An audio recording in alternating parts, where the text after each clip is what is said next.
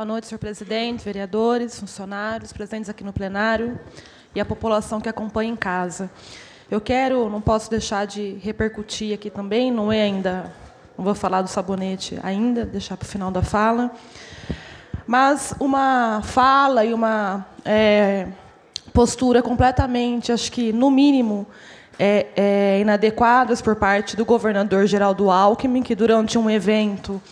questionado sobre a questão da greve dos professores aqui em estado de São Paulo, teve a infeliz declaração de negar que a greve exista, que o estado de São Paulo não enfrenta problema com a educação, com a greve, porque, na avaliação do governador, uma vez que o movimento é parcial, ele não existe. E eu acho que a coisa foi tão infeliz que acabou virando piada na internet. Acho que é ruim não só porque deixa de reconhecer um movimento que, ainda que o governo tenha contrariedade, ele é legítimo, ele existe, está aí,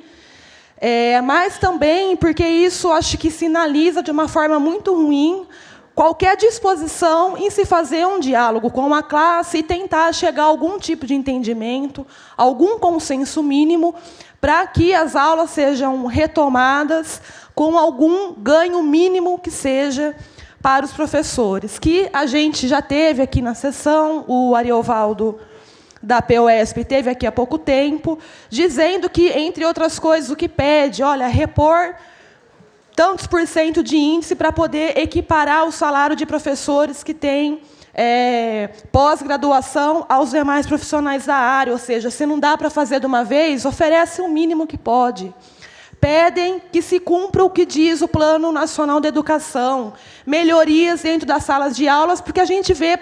professor, funcionário, aluno e pai de aluno reclamando que falta até papel higiênico. Na semana passada, a Assembleia Legislativa fez uma audiência pública, não teve ninguém do governo, foi uma audiência bastante tumultuada, teve polícia prendendo o professor que estava lá protestando, e a Assembleia, na sexta-feira,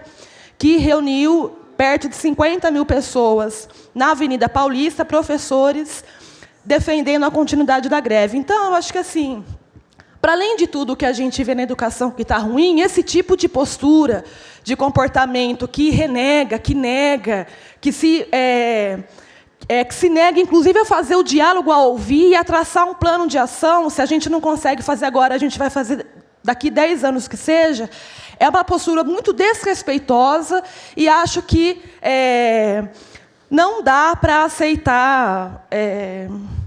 passivamente e de forma silenciosa esse tipo de atitude do nosso governador, que eu acho que é uma pena. Uma postura que é diferente, eu acho importante reconhecer, quero aqui elogiar a postura da secretária da Educação da Arari, uma pessoa que a gente respeita demais, no que se refere aos episódios, por exemplo, envolvendo mais pontualmente a escola lá do Maria Luísa, MF Ruth Cardoso, mas que é uma postura, no geral, bastante disposta ao diálogo. Logo que teve aquele caso envolvendo aquela pessoa que foi ameaçar a professora, a secretária esteve lá, reuniu os funcionários, reuniram a comunidade, para minimamente ouvir, quer dizer, não pode fugir do problema, tem que enfrentar de frente, ainda que não se tenha uma resposta imediata. E, entre outras propostas, que não dá para aprofundar aqui agora, uma vez que eu tive lá conversando com a secretária a respeito desses problemas relacionados à segurança nas escolas, a secretaria tem proposta, mas de forma mais urgente. O que fizeram quando a comunidade se reúne com a escola e os servidores resolvem parar, a secretaria esteve lá e, desde a semana passada, já tem uma ação da Guarda Municipal presente ali para poder, pelo menos, levar o mínimo de tranquilidade, especialmente para os funcionários daquela unidade. E fica aqui também o nosso pedido ao governo que trate com bastante carinho depois essa conversa com os funcionários, porque eu penso que, quando o funcionário resolve parar, é porque, de forma geral, as discussões foram esgotadas ou elas aconteceram e não tiveram resultado na verdade, imediato afetivo. Então, assim, parar é uma atitude radical, mas é uma arma que o funcionário tem e teve desdobramento. Ou seja, já tem uma ação da prefeitura para tentar corrigir o problema pontualmente e precisa agora discutir uma ação estrutural. Então, que também procurem não perseguir os funcionários, eu acho que procurem entender esse lado para evitar os descontos dos dias parados, porque, na verdade, a exigência deles dizia respeito a um coletivo maior do que cada um individualmente. Mas eu acho que a prefeitura sinaliza de uma forma positiva a disposição em ouvir, reconhece que tem problema, ouve e vai trabalhar para resolver, muito diferente da postura lamentável que o governador Geraldo Alckmin teve de renegar que existe greve aqui no estado de São Paulo. E aí, para encerrar minha fala, eu vou me dirigir também ao meu colega aqui, Sabonete, colega até na quinta-feira, dizer que a fala do Dona Elisete Simeone representa bem o que pensa a bancada Sabonete. A gente estava conversando um pouco hoje à tarde, e é um reconhecimento nosso de que esse seu movimento é bastante corajoso, porque a gente sabe que, acho que, não sei, talvez até um pouco pela natureza humana, parece que a gente tem uma certa tendência a se acomodar diante de situações difíceis. Então, a gente sonha com um casamento ideal, não é legal e, muitas vezes, acaba levando de qualquer forma. Você sonha com um emprego, né? E você tem uma expectativa e, muitas vezes, você está lá, não é aquilo que você está pensando. Você sonha em fazer uma faculdade, você sonha em mudar de cidade, e, muitas vezes, não era aquilo que a gente esperava. E a gente demora muito, muitas vezes, para reagir na nossa vida. E eu acho que essa sua atitude de não esperar mais, de ter uma iniciativa assim,